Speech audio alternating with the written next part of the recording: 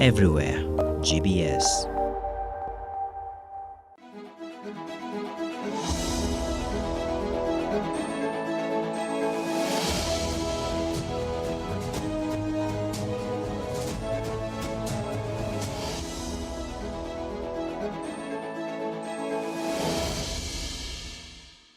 Good evening and welcome to the Insight Tonight. My name is Eugene Ochieng-Kwach, and of course, you're watching GBS TV Africa.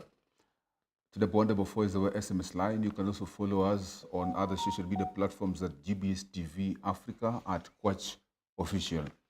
Well, today we are talking about the housing levy, and there's so much prepared for you on the Insight Tonight. Well, in addition, where the echoes of struggle and triumph intertwine, Kenya stands at crossroads once more.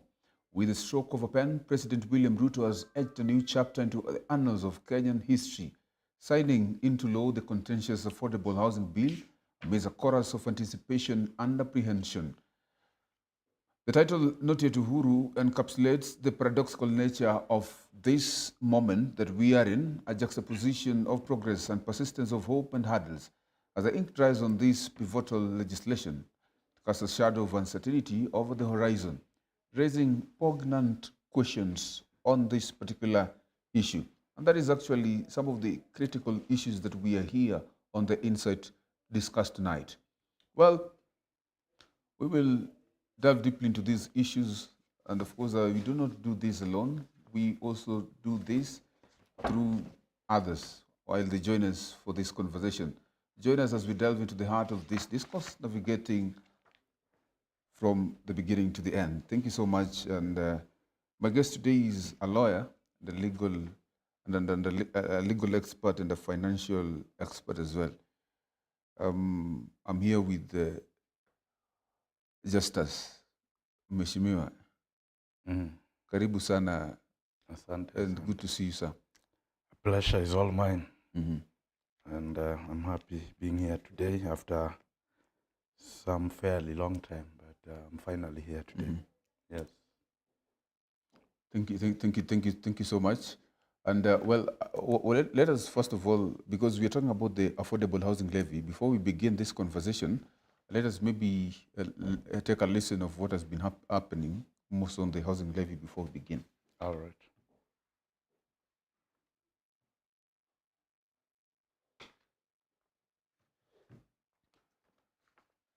So the President William Ruto had assented today the affordable housing levy after it was passed by the Parliament. The signing ceremony was held at State House Nairobi, which now means that Kenyans will from this month pay the housing levy. The 1.5% from both the employer and the employee will take effect at the end of the month. President William Ruto has today signed the controversial Affordable Housing Bill into law. Ruto appended his signature on the bill at State House Nairobi, paving way for the return of the unwelcomed housing levy deductions. 20% of the housing units will be social houses. 50% will be affordable houses.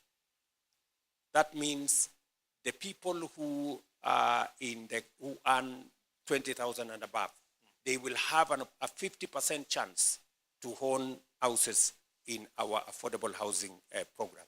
And 30% will be the people in the middle class or the people further up the ladder. So in this affordable housing program, there is a chance for every Kenyan. Both the Senate and the National Assembly passed the bill last week, with several amendments including bringing county governments on the fold. All employers and employees will have to remit a deduction of 1.5 from their monthly salaries, further puncturing the citizens' pockets. The levy had been declared unconstitutional by the High Court in 2023, and then the Court of Appeal upheld the decision, maintaining that the levy was introduced without a legal framework. Ruto's government has, however, maintained that the suspension provided a room for restructuring the bill, and now provides a new legal framework for the levy. Some of the institutions that will be mandated with implementing the housing project include the Ministry of Housing, National Housing Corporation, county governments, and private entities, as approved by the Funds Management Body, which is the Affordable Housing Board. Mr. Wakili, just as you've just heard, and I know you've been following up this conversation of affordable housing bill, And we have had this affordable housing now a tax conversation for quite a long time. And of course, you've been also here. I think we have discussed some of the things actually that happened introduced, or when it was introduced now, the budget 2023-2024. And we discussed this widely. And one of the things that features eminently is now the affordable housing. It was a levy and now a tax. But initially it used to be 3%. And now it is 1.5%. But the difference is the other one was, this one is a tax, 1.5% of your earnings, if I get it right. And the other 3% was specifically for a certain group of people who are earning at a certain amount of money. Well, it has now been assented, but we know how controversial it has been until it has now passed. Well, let us just listen to what you think about all these conversations around the housing bill, now that it has become a law. Thank you, Mr. Kwach, and for the invitation as well. The issue of affordable housing levy is not new to the citizenry of this republic. And pertinently, if you look at antecedent events that took place before now the housing levy bill, which has actually now been approved to become an act of parliament and a legal framework for that matter, we do remember that this matter had been canvassed in the High Court, and the fact that this particular project had not been anchored in law is something that the High Court pronounced itself on. Consequently, it forced the ministry concerned and the policy makers around the president to find a way to deal with this matter, and constitutionally so. What did they do? They then came up with a bill which they introduced into the National Assembly and accordingly passed, and it is now, a law. If you look at things that the High Court looked at and which actually made the High Court in their ratio decidendi, they questioned the facts around public participation, they questioned facts around discrimination, that this particular project intended, or rather targeted just a specific members of the society, the so-called salaried individuals. And on the other hand, left some people who are presumably not employed. In the circumstance, the court made a finding that this entire project was then discriminatory. So what they did now, they went back and reconsidered and came up with a bill which they took to Parliament. So as all these issues that the High Court looked at and pinpointed, have they been considered? The answer is in affirmative, but not wholly. So we have seen now they have gone around the percentage that is deductible. We have seen now they are bringing employers also to deduct a certain percentage. That the employer will now deduct 1.5 as the employee again pays 1.5. You have also seen or listened to what the president has been talking about, the structures that have been created around it. They have now came up with 4-tier, what I would term 4-tier housing financing unit. There is the social housing unit, there is affordable housing unit, then there is affordable for the middle class. Then again, we have rural affordable housing unit. So this one tends to target different members of the social class.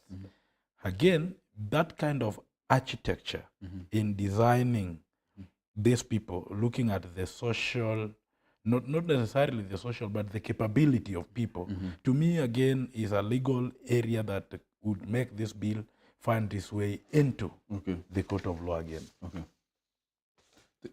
Thank you so much. You've actually mentioned a lot of things on how the court actually had pronounced itself on all these things. But we still understand that there is a lot of implications that it has to the employees and even to the employers, because it's quite controversial still. There's people who do not believe totally in this, because there's conversation that we have houses, the conversations around sustainability, and so on and so forth. But before we talk about it, kindly, we will take a very quick short break, and then we come back to this conversation. All right.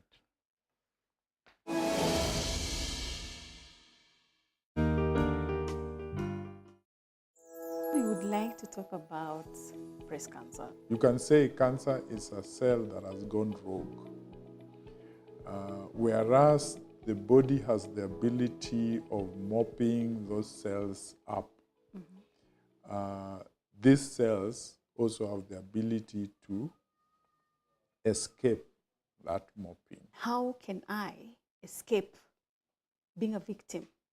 What we need to do is come out as Kenyans and go to healthcare providers and present ourselves as early as we can, so that we get the help that we need as Kenyans with the experts that we have.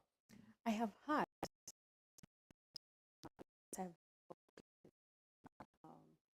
cancerous tumors are hardly painful. How Yeah. long can it survive in your body before you actually detect? The sooner you go to the hospital, This better. the better, because the earlier it is found, the cheaper the treatment will be.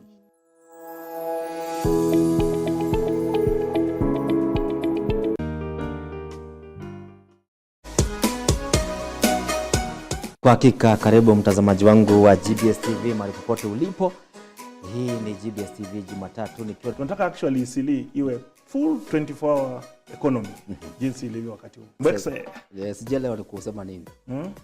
Inamaanisha 5 Oh, 10. yote 10. Oh. Yes. Mbwetsi. Hiyo ni lugha ya vijana. Ni lugha ya mtaa. Bado we have a bigger role to play as Kenyans. Change of mind. I know GBS unafuatanga hiyo mambo ya mindset, so it's high time we begin to change the way we think and how we do things. Nikiangalia sasa mahali imepitishwa jana hiyo bill, hiyo motion, then in terms of the executive already walikuwa na mpangilio yao. So is the interest of the executive, kwa sababu kuna projects walikuwa wameweka. It means that sasa disaster imetokea, labda nyumba imechomeka ama nini imefanyika. We have disaster. Korogosho kuna disaster. Hata hiyo njaa ni disaster. So sisi tuliambia county government of Nairobi lazima waweke mikakati ya kupeana hizi chakula. Si ati saa zile kumechomekewa ndio unapelekea mtu blanketi, unapelekea mtu unga, no.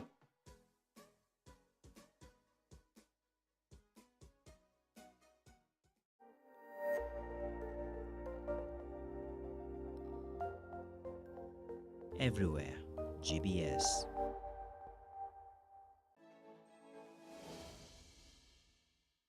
So much and welcome to the Insight once again. We continue with this conversation here on GBS.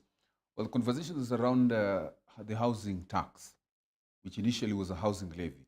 As we continue with this conversation, we understand that the president has actually assented this that was initially into a bill, now it has become a law. And we expect 1.5% will actually be deducted from employees' income. And of course, the employers will also give their part of 1.5%. Now, the big question is, we understand that this has been generally controversial in so many ways, and still some people do not see, so many people still do not see the need of the housing tax. And the president, when asked questions, so many questions around this, he actually said that if you do not give the 1.5%, yet you have it, hautaenda mbinguni. you will not see heaven.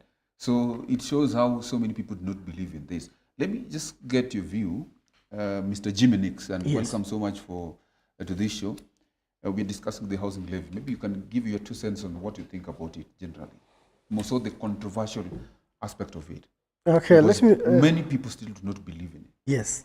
Let me begin by saying that a week ago, I think, yeah, I was here and we were looking at the NADCO report.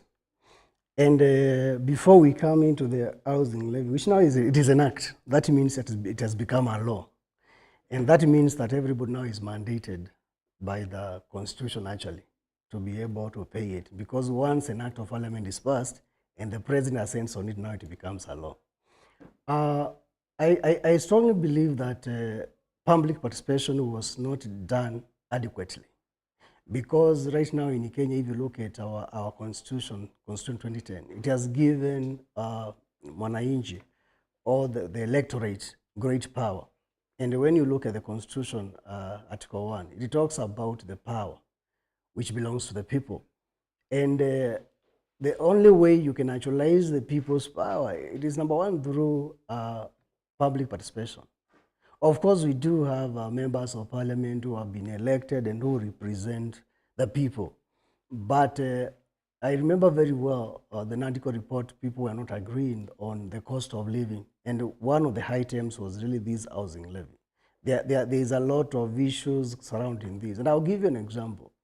Right now, there are people who are trying actually to pay for their mortgages. There are people, of course, who are working, who do not have houses, and they are trying probably to build something for themselves. By the fact that you are employed and you have an income does not outright make you really to be in a capacity to do that.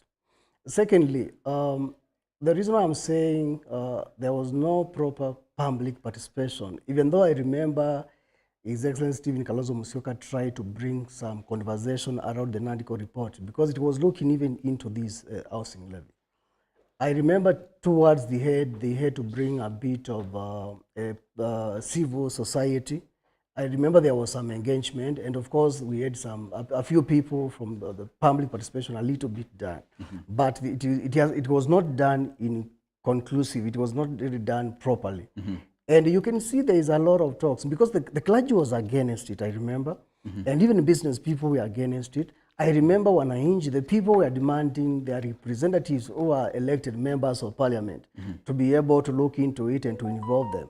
But I can tell you there are a lot of grievances that are surrounding this project. Okay. Other than that, I'm saying I don't feel it was inclusive in totality because when you look to some of the properties in terms of the lands where these houses are being built, there is commotion. People are talking about this is our land, we did not give you this land to be able to do this. And we have even seen some demolitions happening.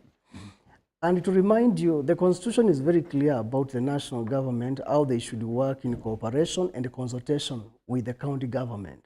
I was not expecting that the national government would go to counties and bring some commotions, because this is supposed to be actually one government. The national government, the county government, they are supposed to be like one government, working through cooperation and consultation. But we have seen a lot of grievances. We have seen people, there's a tug of war pull between national government and the Mwananchi, the people in the local communities who are trying to give their views, because people are afraid what will make me certain that when I get to pay for this house, I will actually have it even when this government is gone. Because if there is a commotion about ownership of the land itself, and you have seen a lot of people who are really having issues to do with the land itself where these houses are being constructed. So I feel that there was not enough research into the whole project and consultation. And again, I know the president talked about the desire to create employment for people, but they are not going to build these houses forever. This is not a lasting solution. Okay. Thank you so much, sir. Yes. Jimmy Nix, and you've raised quite a number of issues, which I would love, just as Wakili, maybe you can look into some of these issues that actually is even talked about, and but more importantly, that I would love to ask you is that you have talked about the government, the judiciary pronouncing itself on this issue. Initially, they termed it unconstitutional. Now, maybe someone will ask, what are these major amendments that are actually made to this bill that now it was even allowed to be assented to a law. And then two, we understand that it is very important, we understand the very important role that the National Assembly and the Senate plays in even making, in expediting the whole process to become now a law being assented by the president. But there's still, it's quite still controversial because these are the same people that actually represent the people. And like Jibenik say, that there are a lot of commotion in the county assembly, not in the county assembly, but in the counties generally, where some houses are being, people are being actually, some houses are being taken away from people and so on and so forth. There's generally a lot of commotions. But I will talk about, we will talk about the implementation much later, or maybe how maybe the National Assembly are supposed to work. But specifically on the National Assembly and even the Senate, how they allow this to be assented, yet there's the same people who are supposed to oversight this very important issue. So is it that they do not actually feel what the common mwananchi feels, or it is just politics being played? All right. Let me just do a quick rejoinder to what my co-panelist has communicated to about the NADCO report and whether the NADCO report has a bearing against the bill that we are currently discussing. And the answer is basically no, because the housing levy is something that already had its own rooting even before the question of NADCO and the report that came out of it came into existence. At that same time, this matter was before the court. And what the petitioner placed before the court at that particular point in time was that this bill did not find its authenticity from the Constitution, considering that the Constitution of Kenya is the grand norm, meaning if we have any other act of parliament or anything that the executive or the judiciary or these people who exercise delegated powers, they have to do so in accordance with the constitutional absolute. So the petitioners were arguing that the housing levy, as recommended by the president, and later on meted against the people of Kenya, was unconstitutional. Number one, because the constitution itself does not support it. It is not anchored on anything at all. So the court agreed with them. And now what these people have done, they have done a meticulous calculation of, putting the ministry and the policy makers to task of coming up with a bill, the housing levy bill, which they then put to parliament. And mark you, this is then an executive-sponsored bill. An executive-sponsored bill, when it finds itself into the National Assembly, what happened, our members of parliament, there is one part of it that is already getting orders from the presidency. And whatever the executive directs them to do is no longer subjected to question or to censorship. So for them, they supported it, notwithstanding whether they were in agreement with the content. Then there is another part of it which now suffered the number, because they didn't have the exact number that would then, bring this bill down. The bill had to pass. So going to your second question about the role of National Assembly, whenever a bill goes into the National Assembly, there is a procedure that it has to undergo, what is popularly known as the lawmaking process. So number one, it is introduced, given the tracking number, it is taken through some fundamental readings. Then there is the bit of public participation, which is done through the relevant parliamentary committee. So all these processes actually ought to bring stakeholders on board. You hear from the stakeholders what they have to say, like just correctly put it. You need to hear from the clergy community. You need to hear from the consumers, who are the people of Kenya. If they have dissenting voices against the bill, and the same is unequivocal and ought to be heard, then I think they need to have their way. In this particular instance, they didn't have their way. So finally, the bill is now an act of parliament and ought to be treated as such. It has to have effect. Now, The question that then comes to, where does the burden lie? The burden certainly goes to the Mwananchi, the common Mwananchi. You can see this bill now, as opposed to the former, it has now, widespread effect going to the people in the rural, employed people, and even the employer, including the corporate entities, which can even own property under their own name.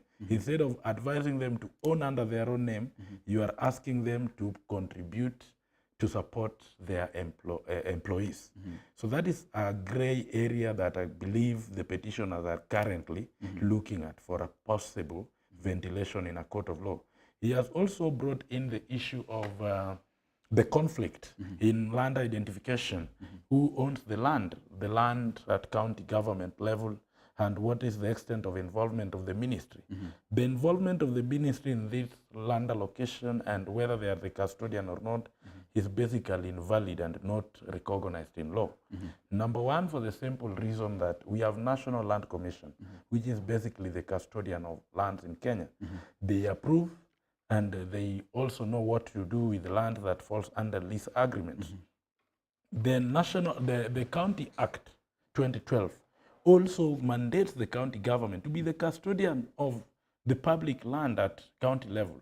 So to see the ministry that we envisage to be following the law, trying now to bring what I would term administrative fiat in now taking land and forcing people that those are public land that they have overriding powers on and they can do any construction as they like, is not recognized in law.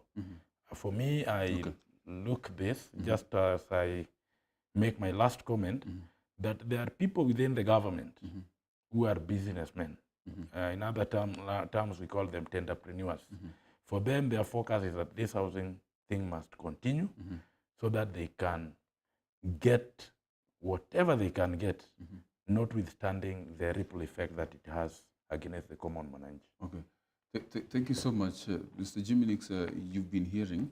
Yes. But as we continue with this discourse, there's so many other questions that will actually come. That yes, the government is not doing this, but from what point were they actually doing this?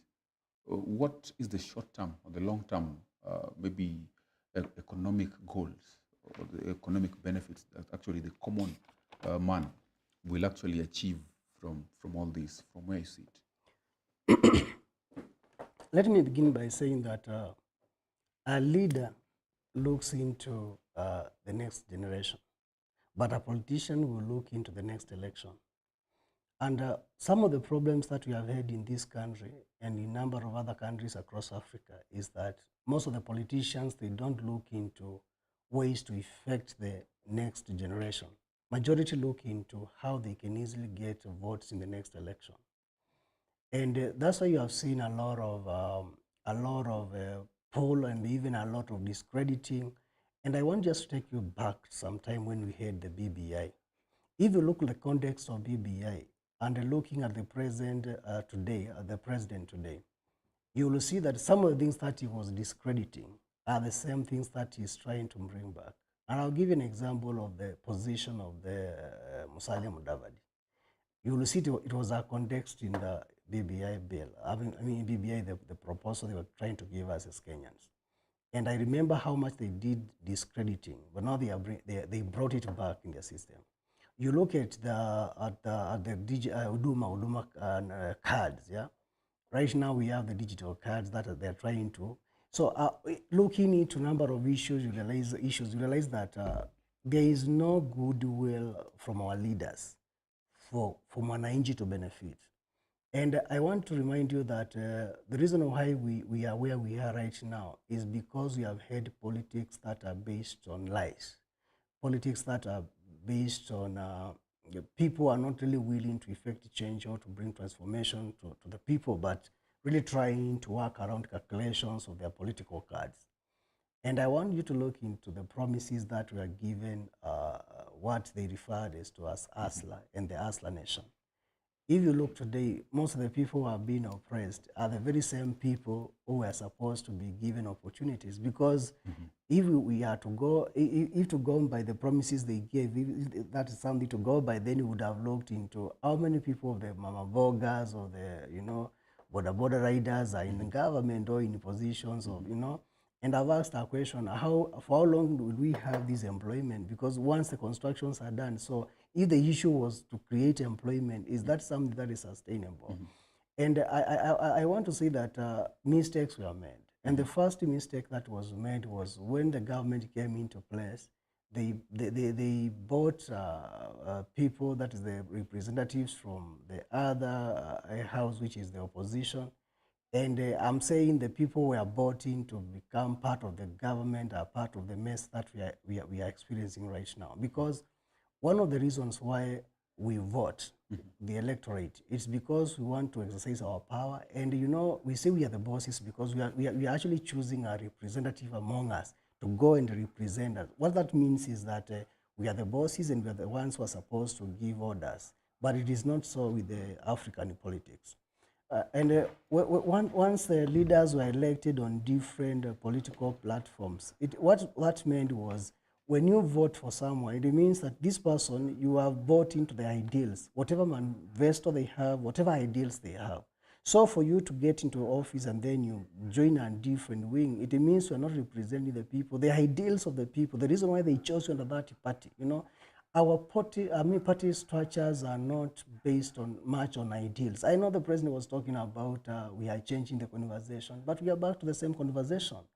And recently you saw over 47% of the jobs being given in KRA, they are into 2 communities, and that is a point of grievance. That tells you we are talking about inclusivity, but is it really true on paper? Because we have over 54 tribes. So there are many issues. It's not just the housing levy and the tax and everything else. Looking at the whole spectrum of leadership. You have seen right now people are experiencing fake fertilizers. So how will we have faith within government institutions who are supplying us with the fake fertilizers? And these are the people we are supposed to believe in, you know. So there a lot need to be done in terms of consolidating their thinking, their ideals, and most importantly, being honest and having honest conversation. And not long ago, I saw during the previous El Nino rains, I remember the deputy president saying that they actually called the governors from across the counties and they had a conversation and they told them, when we are going to have these emergencies and these crises because of the rains and so forth, we have set aside 10 billion. And I remember when the rains came, actually he was called upon, actually because the deputy president was saying, we have given you 10 billion. And later I remember governors giving their pressure and they were saying, we are not being given anything. Later he was saying, we will only give you 2 billion. There are a lot of issues that really are of controversial issues in terms of surrounding the lands, surrounding the housing and so forth. And most importantly is that you cannot force people to do what you really think they should do. And just before I leave that, most of African countries are trying to look into Malaysia and Singapore. And we have seen a lot of people trying to travel there. But what these people don't know is that Singapore and Malaysia sometimes back, over 60 years ago, they were almost the same. They were better in terms of our country. Kenya was actually better than those countries. But it has taken many presidents in place before we come to that aspect of these people have developed. Now the current government, and we have seen even other governments, trying to do that overnight. We cannot, development is good. And actually, nobody is saying that we do not want development. Development is good.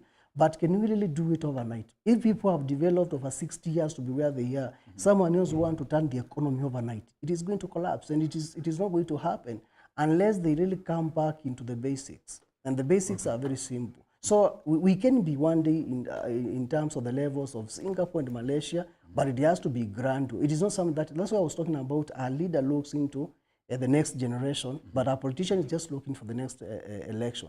Because our leader does not look into just transforming something overnight. They are looking into 20 years, even when they are out of office. Because they are putting the blueprints for another leadership to come in place and to take over from that leadership and even to go a mile higher. But what we have seen, government comes in place, They try to discredit a previous government. They start other parallel projects. So there is a lot of overlapping of projects and money being wasted here and there. And there is always this, every government coming in place trying to visit this country and that country.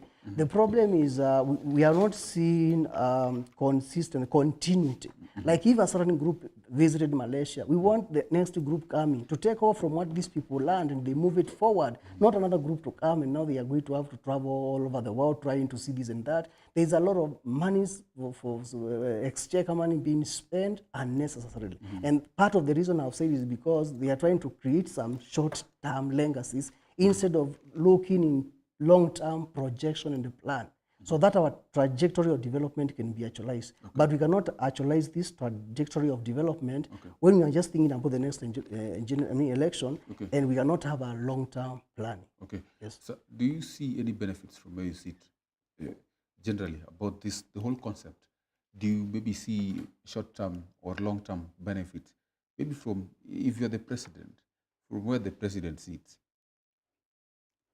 Well, I think the whole anticipation on this bill is that the revenue collection will obviously balloon. But the big question is, I think, are the political question that he has raised, whether we have an accountable government that will tell us this is the much that is collected, that we're taking, and what we get is commensurate to what is being taken. One principle that we have in taxation, you know, in tax, we basically say we don't pay tax to expect a lot, but that is more in theory, but practically the doctrine of quid pro quo ought to apply. The same way you say, scratch my back, I scratch your back. So the people of Kenya pay taxes, and the expectation, which is legitimate in fact, is that the government should work with the fund that is contributed by them so that they get services that are to standard, that are quality, and able to give them what they want as a people. But that expectation is far-fetched. Now, why is it far-fetched? The reason, one of them he has explained here. We tend to import most of the models that we use in our country. So, other than operating those models to yield fruits, we become technically incapable of operating them. My suggestion would be, we talked majorly in how we come up with laws that can be able to help our people. But I think we also have a key question that we need to raise when it comes to the issue of our economics and even the social arrangement. And so that we have something that I would term as socio-economic, you know, autochthony. This is where you have something that is indigenous, something that is native and appreciates our tradition as a people. And against the same, we use it to spur our own economic betterment. What do I mean in this instance? That traditionally, we are Africans, and the issues of people having home, people have homes. Eugene, you have your home in the village. I believe my co-panelist, you have a home in your village, okay?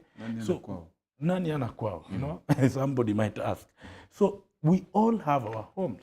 So you cannot force us to a system of this kind of urban settlement where people come and you're telling people in Jericho that we have earmarked this place to come up with affordable housing. Who tells you that it is the dream of every Kenyan to live in town? Right now, we brought in the devolution thing. Everybody wants to go back and work from home. When they say they want to work from home, they are going to work and going back to their traditional home, which are built in their or on their ancestral lands.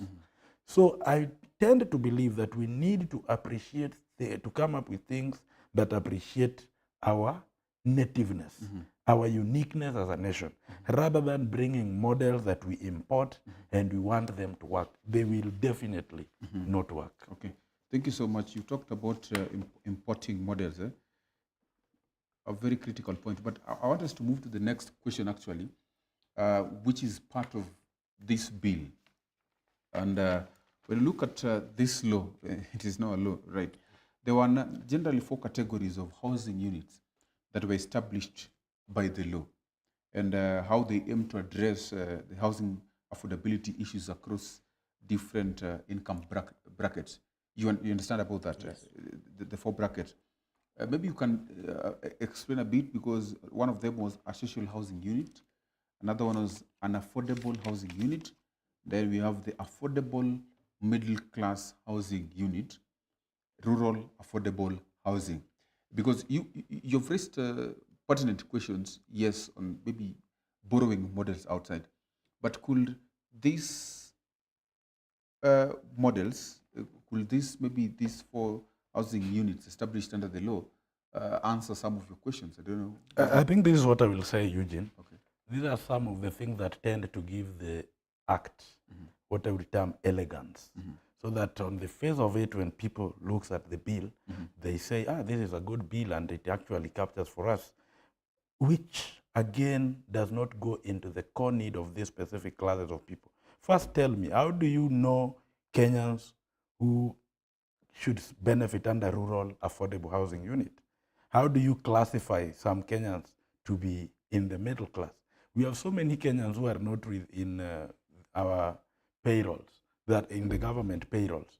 How do you classify them and know that these are the people who now fall under this category of middle class? Okay? So I think it will remain for the people of Kenya to choose that of all the houses that, you know, the government has constructed, where do I belong? So it will be on a need basis. If you do not have that need, you let it go. You can as well choose to go back home and find whether the rural housing unit can fit what your template in terms of house that you need is. So for me, this thing just appear like any other bait that is put there to attract people, but eventually it will not address the key question that is of concern to the people of Kenya. Okay, Mr. Jimmy. Yeah, let me say that basically, as he's saying, is just a flowery way of trying to dissect the whole thing. Because what they are trying to look into such units, they are looking into how much, in simple layman's language, they're looking to income. Like, let's say from 0 to 20,000, now they put you in category 1 of the housing. They look into 20,000 and above to 149,000. They put in another category. Then the ones who are above 149,000, that is the salary, they put in another category. And things are not always basically the way you see them, because there are a lot of instinct into this. I might be receiving this, what we're looking at, a small salary, and someone else might be receiving this larger salary. But how do you know how many kids I'm taking care of? How do you know how my expenditures are? Because when you're talking about affordable housing, we are talking basically about being able to pay for a house, and at the same time you're taking care of your food, you're taking care of your transport and other needs. That's what we're calling to as affordable housing. You are paying, yes, for this house, but you are capable of taking care of these other things in terms of your meals, you are taking care of your transport and other needs that you have. Affordable housing should not give you strain as you do that. That's what we refer to affordable housing. So if at all you are straining to pay this house as you are catering for other things around you, then that is straining us. It's not affordable housing. And today in the morning, I was having a conversation with one of our chief officers who actually saw the post, and she was telling me, you know, yes, we are employed, yes, we have this and that, but we also had our own plans. People are, I began by saying there are people paying mortgages. There are people who had already put themselves in some situations, like you have already fixed yourself to pay your own house, and you're starting to do that.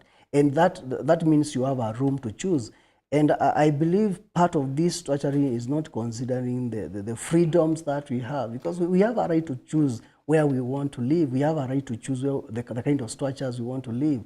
We do not want you to categorize us based on our salaries, where we can live or we can't live. I mean, people want to do other things and make their livelihood. Someone may maybe want to move to another country, or maybe someone wants to have a different kind of lifestyle. I mean, people have a different number of children they are taking care of. So it may not necessarily mean because you have this kind of income, basically now I can structure you into this kind of a programming for housing. So I think that's why I began by saying that there is a lot that need to be looked into this, and there are a lot of the instincts into this, because I've seen there are people who have bills they were paying things, and despite the fact that we are having this rally, they had already taken loans, There are people who have come from universities before they got those jobs, and they are trying to pay help loans. So you cannot just tell my salary now by giving me this, I'm creating affordable housing. And I began by saying affordable housing means you are able to pay for this house, but at the same time you are able to afford other livelihood in terms of your travel, your food, and so forth. Now you have to factor in people who had bills, people who had loans they were paying, from mortgages to help loans and so on. So I'm trying to say that, like, that's why I began by saying that there is a lot that was not captured during the creating of this act. Yes. And people were not fully involved. And I believe if it was a good thing, why did they have to rush and force it on people? And you see, nobody does not want, like, I believe my companion here, he want to have a good, decent housing. Nobody would refuse a good thing. But if you are forcing me to have it, how good is this that you are forcing me to have it? How good is it that you are not giving me room to participate as the citizen?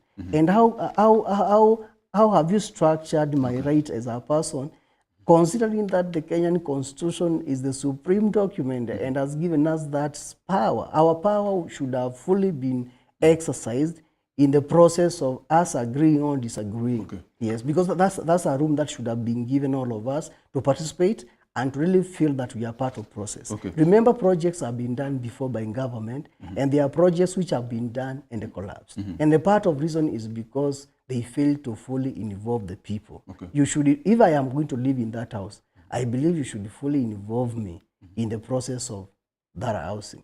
And like I've said, we want development, but it is not an overnight construction and an overnight thing that will be able to really cater for a solution to our problems.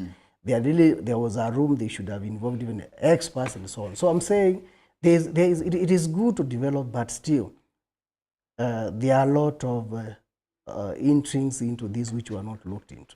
Yes. Let me just ask this, because we understand that even before we finalize on this house issue, then these are always coordinated between the national government, we have the county government, we also have other private entities to execute the housing projects.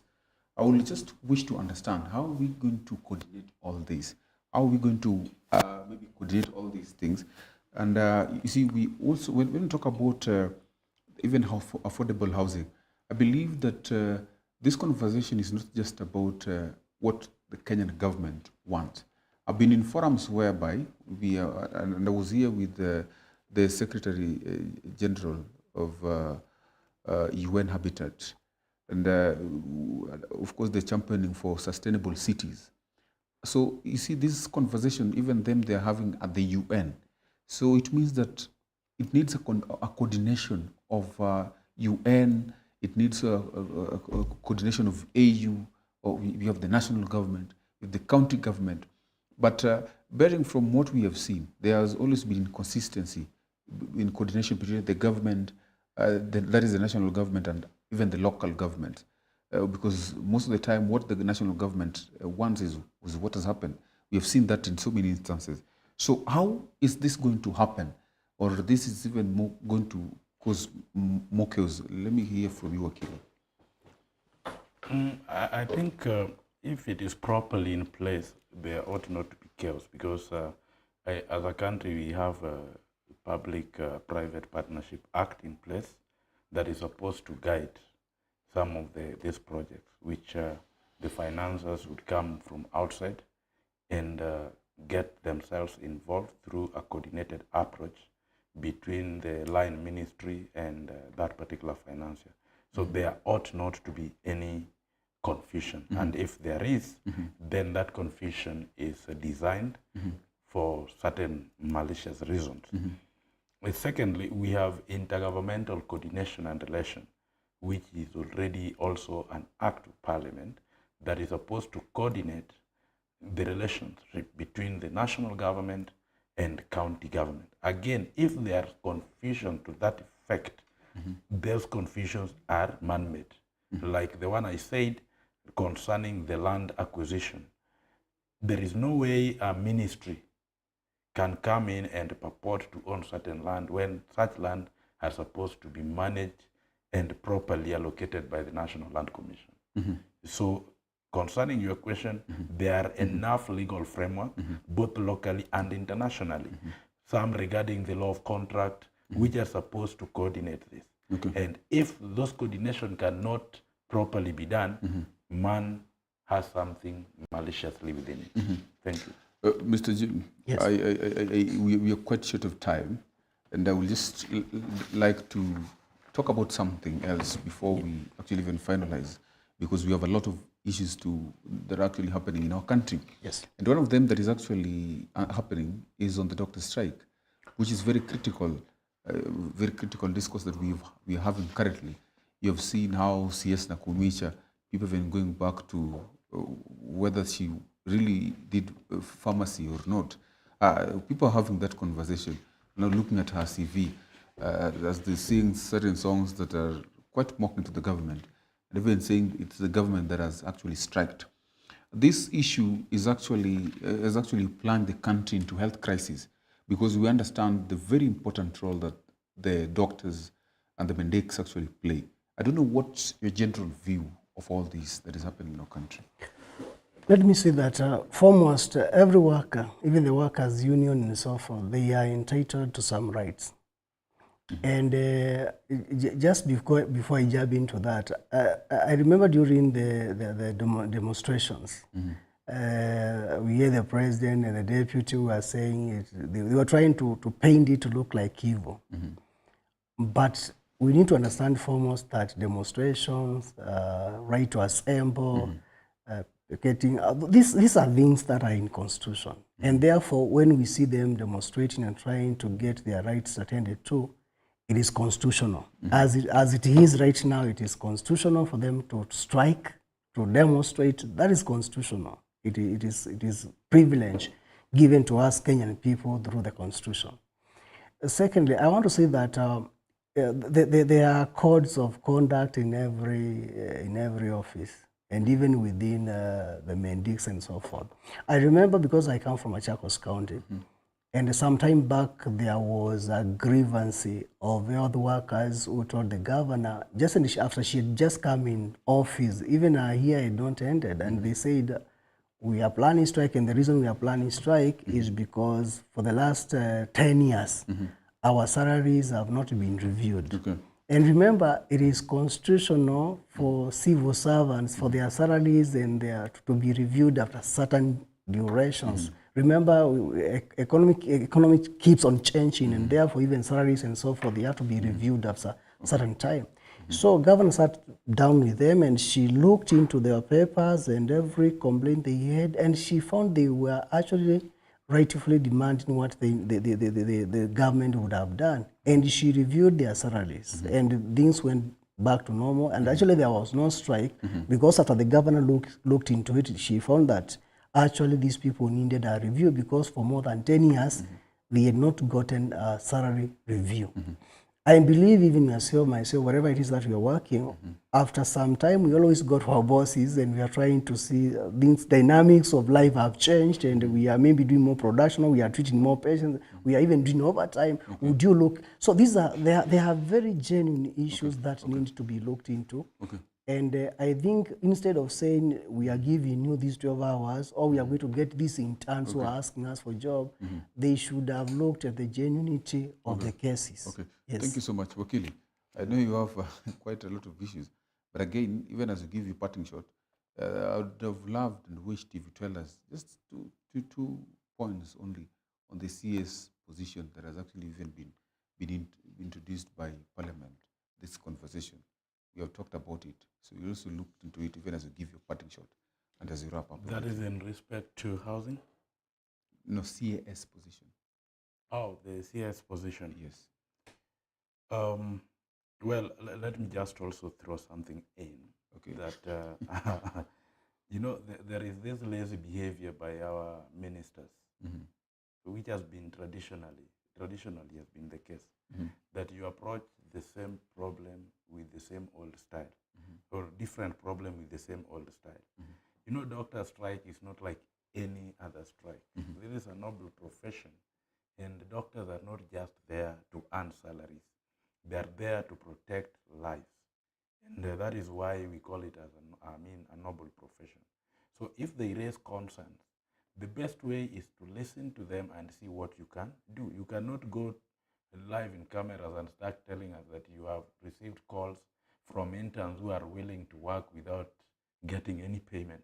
It totally contradicts. Who would want to be treated with a doctor who is not receiving any payment? What is their intention?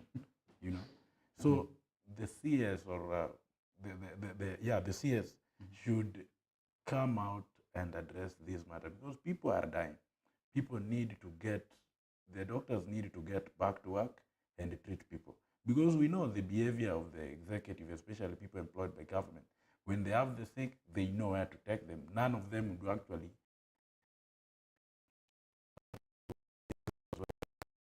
undergoing strike. So that is one thing that they need to look into, and seriously so. On this other case, I really wish to reserve my comment, maybe pass it to my co-panelists to discuss it. Okay. Let's give your parting shots. Yeah, I know the housing levy is now an act. It has been passed as a law, but I think if you look at America, even today they still review their constitution, and they have been in place in power for more than 100 years. So there is still room for us to grow our constitution. There is still room for us to deliberate.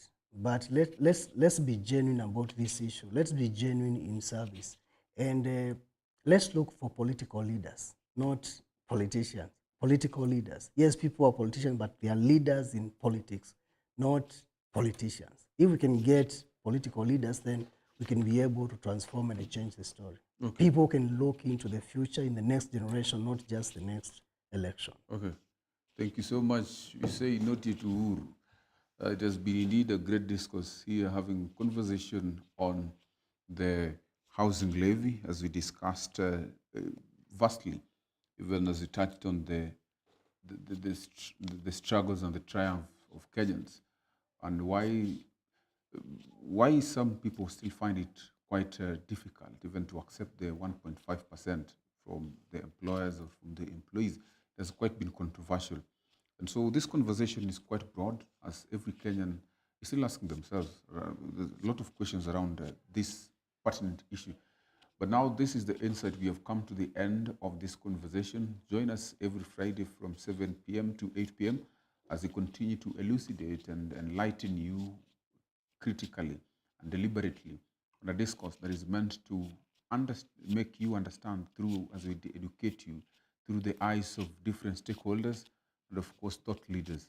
It has been indeed a great discourse with political analyst Jimmy, and, of course, Wakili Akude Jura was here with us.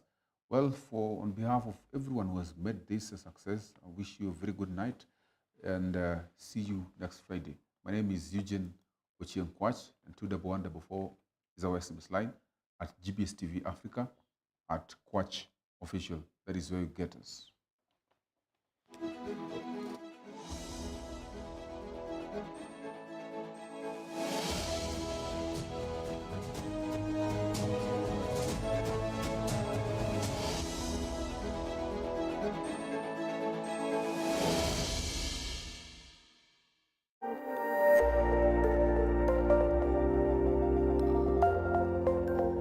Everywhere, GBS.